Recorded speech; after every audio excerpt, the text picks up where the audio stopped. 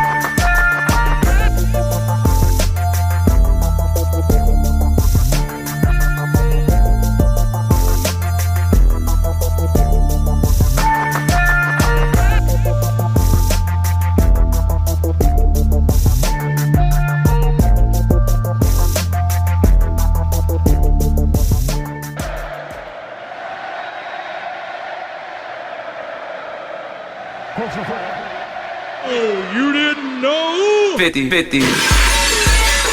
Can you hear me now? Welcome to the 50-50 Show with PharoahNFL and the Severe Raider, the realest show for Raider Nation. The perpetuation of the greatness of the Raiders to take a professional football team and give it a distinct characteristic that's different from all others. Make sure to clock in, like, comment, subscribe, and hit that notification bell.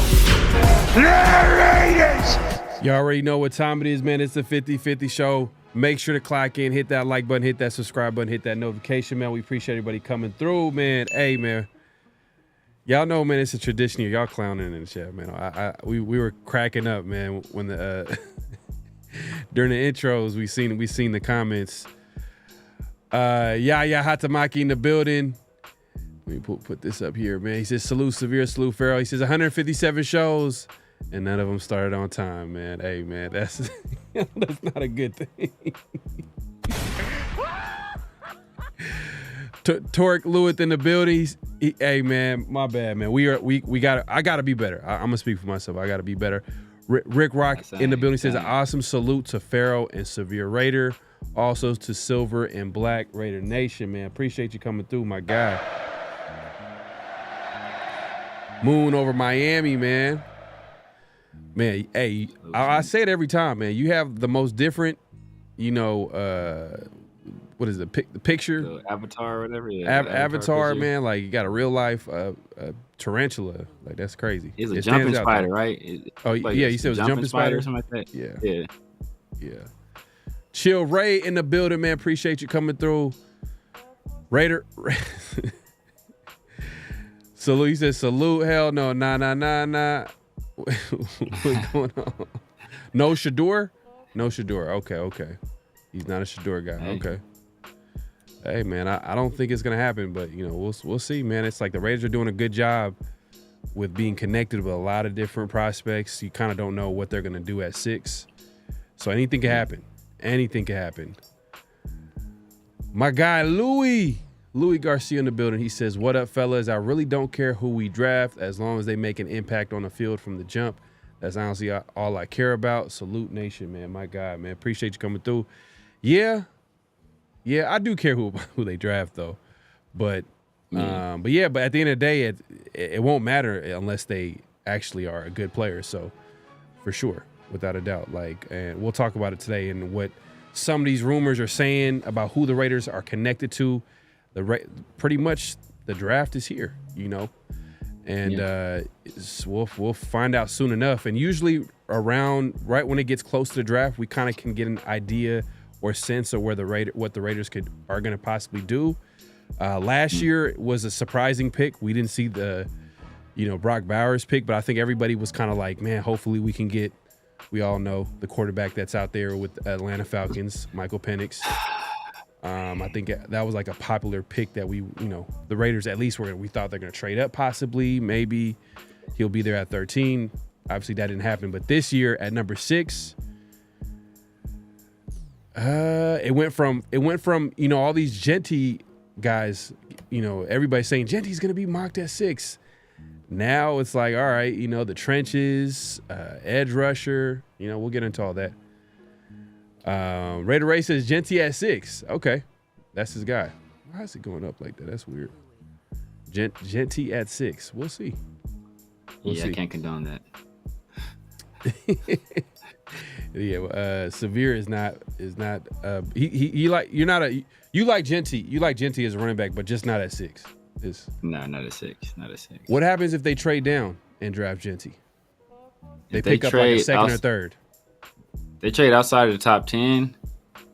I still don't like running back that early, but you can kind of convince me more. If they get like a second round pick, all right, now we're talking. You get a second round pick, all right, we're talking. I feel more comfortable at that point. But even then, it's like running back in the first round, man, it's tough. I know. TK Muldrow says Graham or Membu at 6. Yes, possible. So I think that's what the Raiders are possibly hoping is like someone that's up there and that they thought that we're going to go early, maybe drops, and they have a chance of drafting them or trading down. I think trading down, and we'll get into that conversation and why we feel like the Raiders really want to trade down. Pete Carroll, horrible acting job. You know what I mean? We'll get into that in a little bit. Super Omicron back in the building with Mitchell Rands. Yes, we do, man. We were able to sit down and talk to Mitchell Rands. We'll go ahead and get to that interview in just a second. Man, salute, man. Omicron, man, appreciate you coming through. Yeah, man, that's wild, man. It's a crazy world that we live in. Yeah, crazy. Man. That's crazy. He said he gonna sue the lawyer and the accuser though, so he came straight out. Yeah, but it's the way the world works is like the accusation is like what that can do. You know what I mean? That's messed up.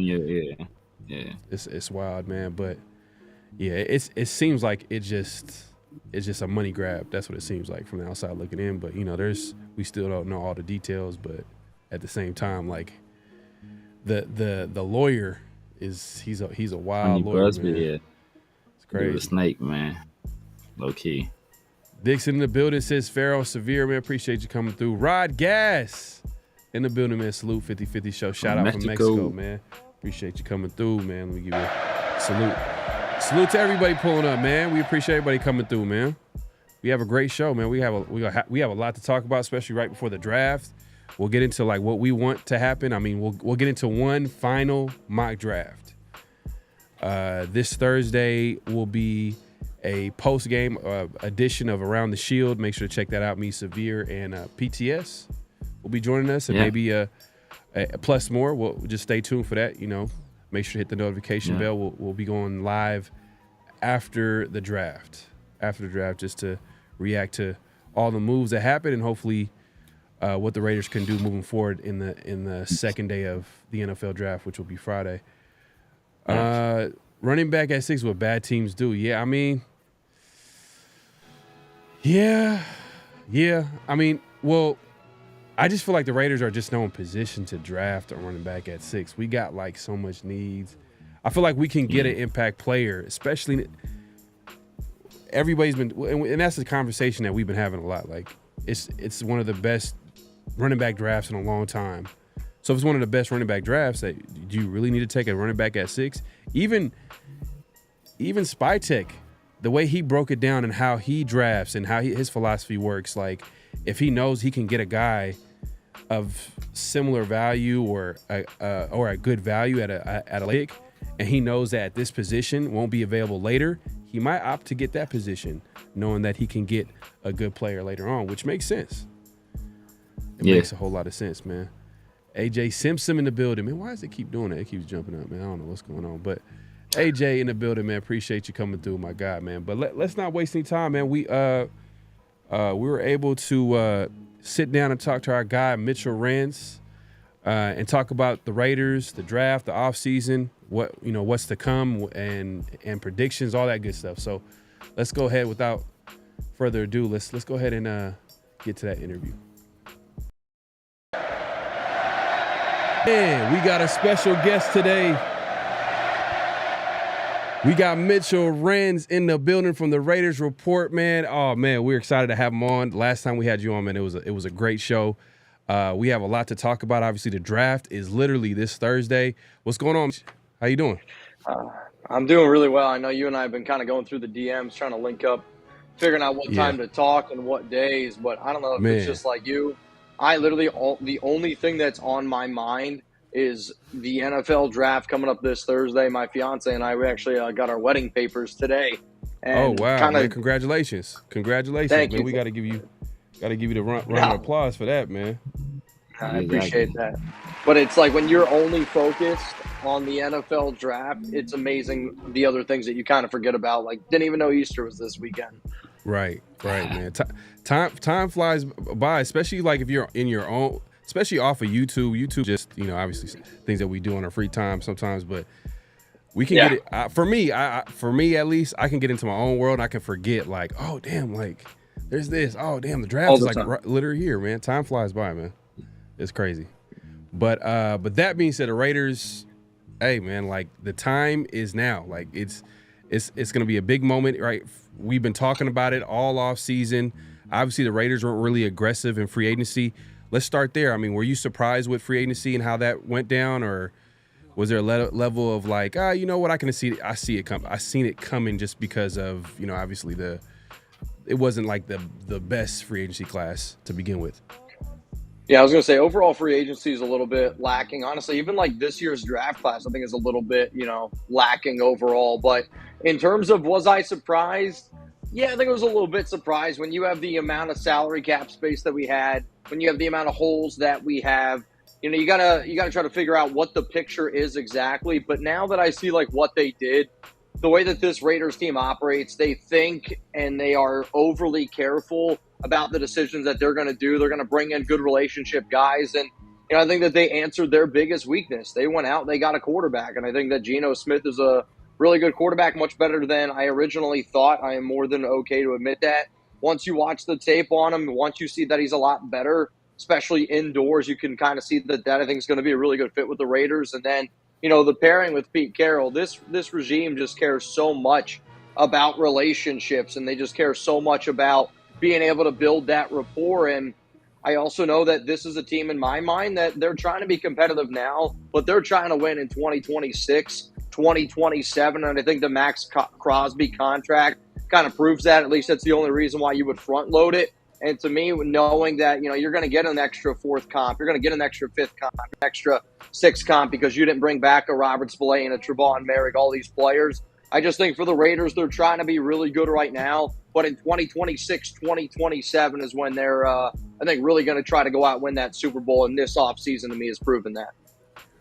I agree. I mean, I don't know if Super Bowl. I hope, man, because I try to keep my expectations level because, man, sure. Like I grew up a Raider fan, so like I'll go into the whole offseason, I'll be hyped up, and the season comes around, and then I'll be let down. So it's a wait and see. But I agree that I feel like the move is 2026, or 2026 is where they're kind of gearing up because they're not really super aggressive this offseason, meaning that like they're willing to wait another offseason until they can, possibly make a run at the playoffs, the division, and hopefully the Super Bowl. Go ahead. Now, so speaking of those plans and the Raiders' current timeline, I think it's like more so 26, 27.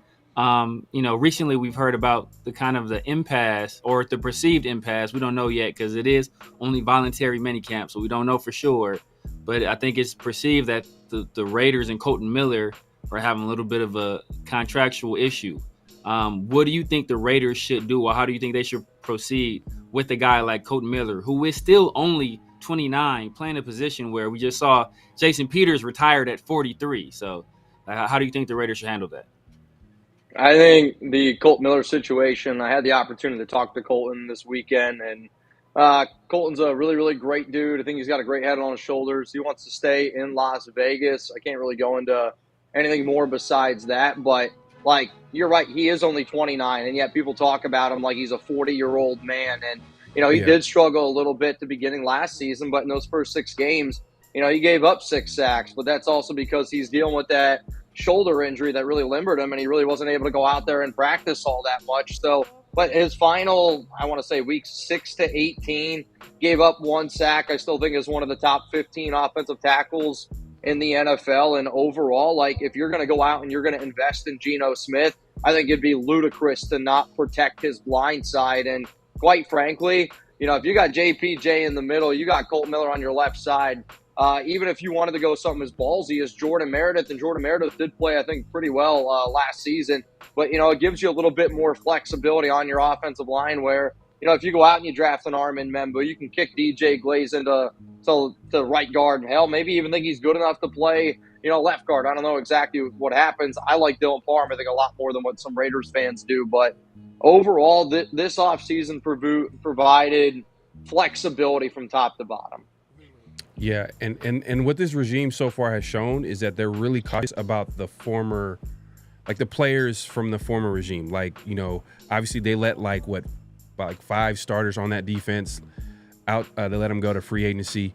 They're kind of, I'm not sure if that's how they feel about, Cole Miller, because he plays a premium position, so hopefully they can figure that out. They're going to be okay. The Miller situation's going to be okay. I think literally what the Raiders were trying to do is they were trying to get the Geno Smith contract situated.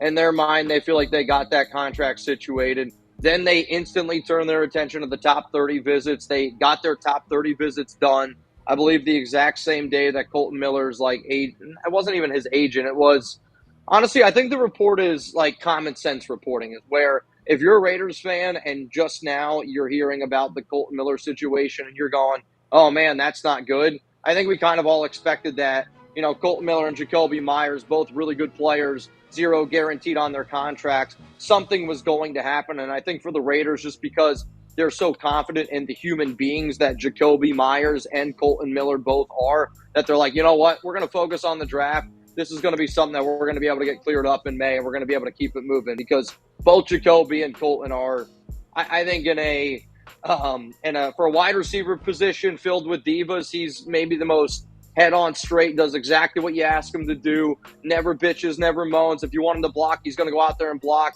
If you want him to go out there and, get you 60 yards, 10 rebounds, whatever the hell you need him to do, that's what Jacoby Myers is. And I think Colton's got that exact same mindset. Yeah, I love that. And just to pivot to the draft, right? I think everybody kind of jumped on the bandwagon of, which there might be some truth to it, but everybody's kind of implying that the Raiders are probably going to be considering taking a tackle at number 6. Is that something that you see? So for anybody that watches my show, the guy that I have said for the last 2 months that I want the Raiders to draft is Armin Membu. So now, the fact that we're finally starting to get some attention around it, there is a part of me where, I wonder the legitimacy behind it. And I'm afraid to admit that, because with a Raiders organization that values relationship, from the moves they made in free agency to, the Devin White signing, the Alec Kappa signing, a guy like, Raheem Mostert, he's got his ties to Chip Kelly. Anything that they did, the trade to Geno, there was a relationship in there somewhere. So, this is a team that has been overly careful. And when you look at their top 30 visits, you look at the NFL Combine, you look at their pro day visits, there's no Armin Membu in that calculation. And I just find it to be very interesting that our team is going to draft a guy at number 6 that they have not met with. The offensive lineman that they had a top 30 visit with and they met with the Combine was Will Campbell. It was not Armin Membu. But when you look at, a guy like John Spytek, Tristan Wirfs, the only offensive lineman to be over 315 pounds, have a 30-inch vertical,